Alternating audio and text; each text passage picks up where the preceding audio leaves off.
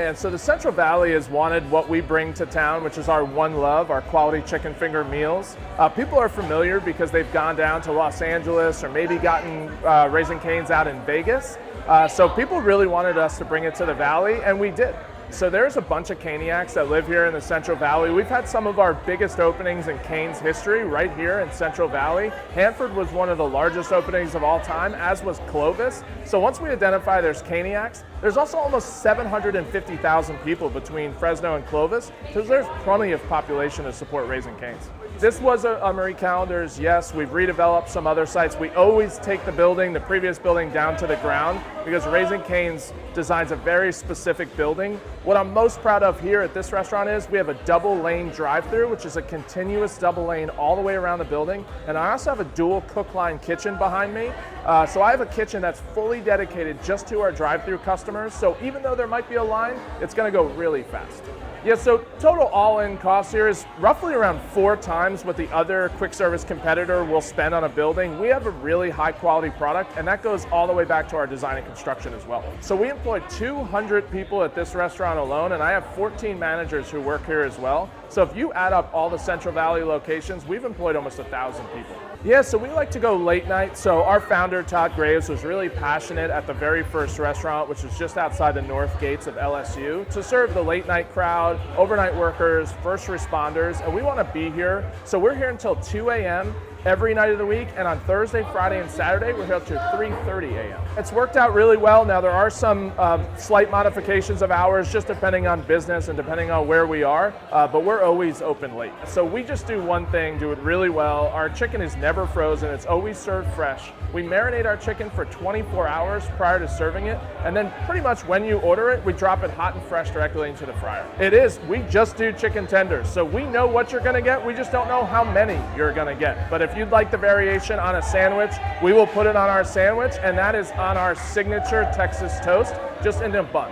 Yeah, everything that we can make in-house we do. So coleslaw made by hand, our cane sauce is made by hand. You can order that in larger quantities. You can get a cup or even a gallon of cane sauce, which some of our Caniacs do. You can put cane sauce on darn near everything at home. But yeah, our focus is and our discipline is do one thing, do it really well. That's been the real big success factor for Raising Cane's. And in fact, in 25 years, we've only changed 3 things.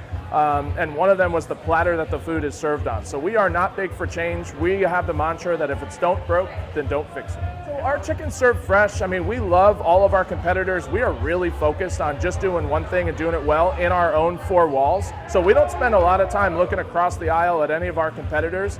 We have a great respect for all of them. But our chicken's always served fresh. So every single Raising Cane's is unique. So we design every single Raising Cane's to be reflective of the community. So we'll always bring in community elements. Some people will come in and see their yearbook, and I've had people pull me aside and say, "That's my yearbook." And I said, "Oh, great." And they said, No, that's me in my yearbook from 30 years ago. So it really resonates with the community, and we are also sponsors of local athletics, so we'll bring those elements in.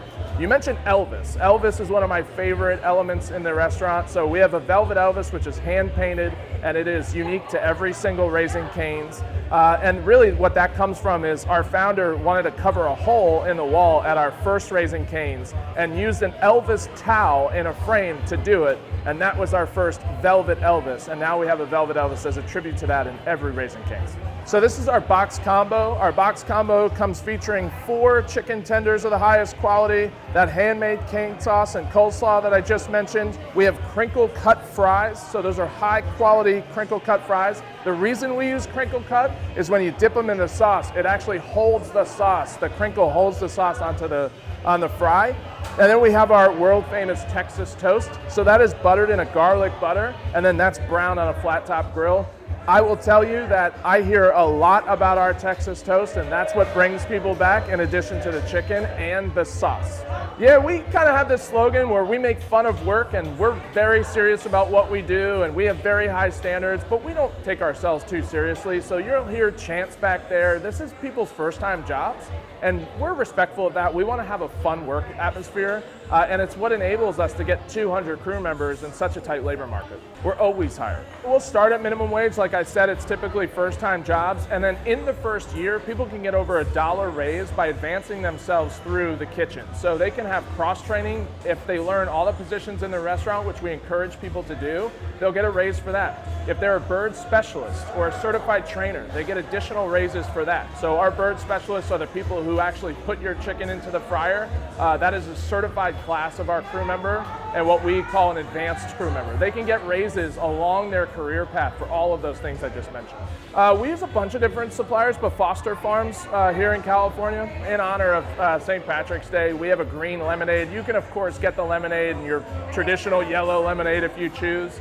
But yeah, for St. Patrick's Day, bring a gallon of lemonade home to the family. It's kind of just fun that we do it. Doesn't change the flavor at all. Yeah, the most popular combination we have is our box combo. So that comes with a little bit of everything. We also have people, if you have a bigger appetite, that get the caniac combo. So there is 6 fingers in a caniac combo, and you get double the sauce, which people really like.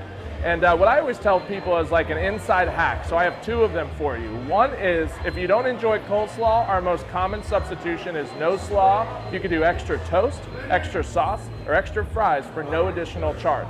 My second hack for you is, people always ask us, do you have a spicy version? And we don't have a spicy tender. Again, we're disciplined to do one thing and do it really well.